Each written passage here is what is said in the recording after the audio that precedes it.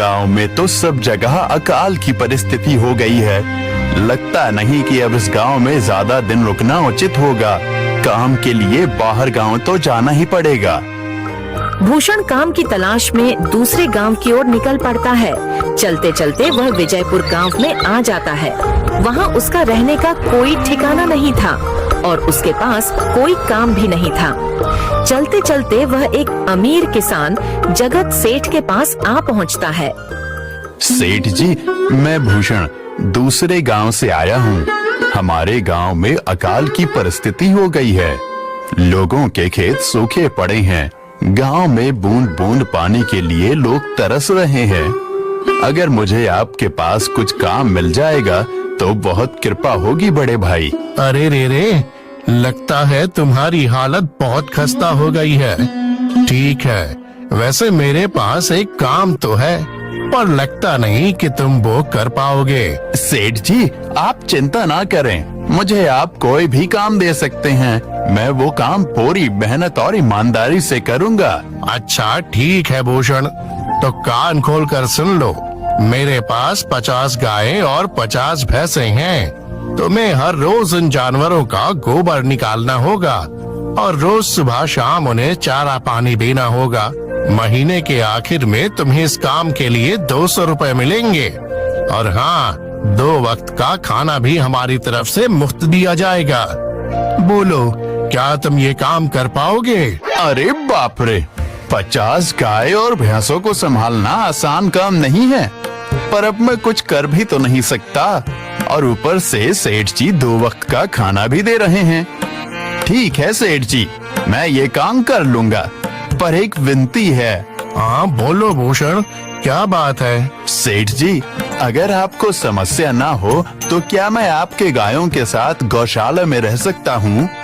सेठ जी, मैं इस गांव में नया हूँ।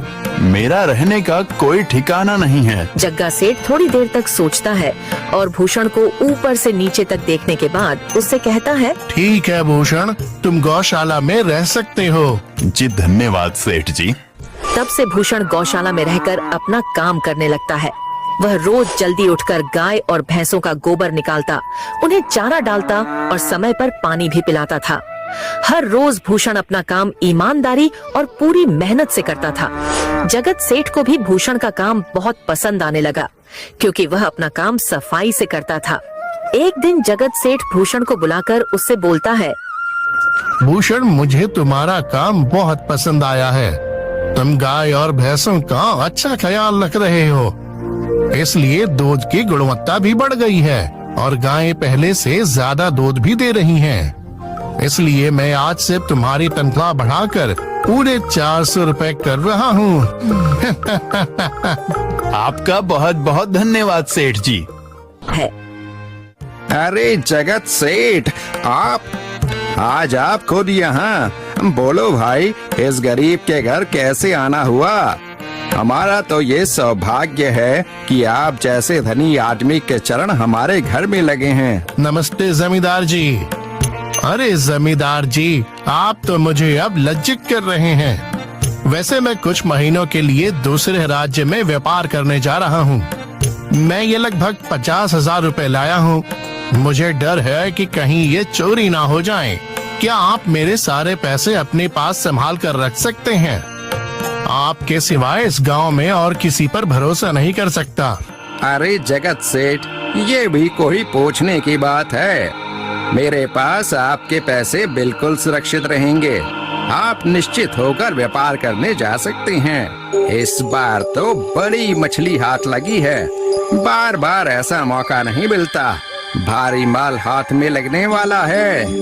तभी वहाँ पर भूषण आ जाता है। अरे भूषण, तुम? अच्छा हुआ तुम आ गए।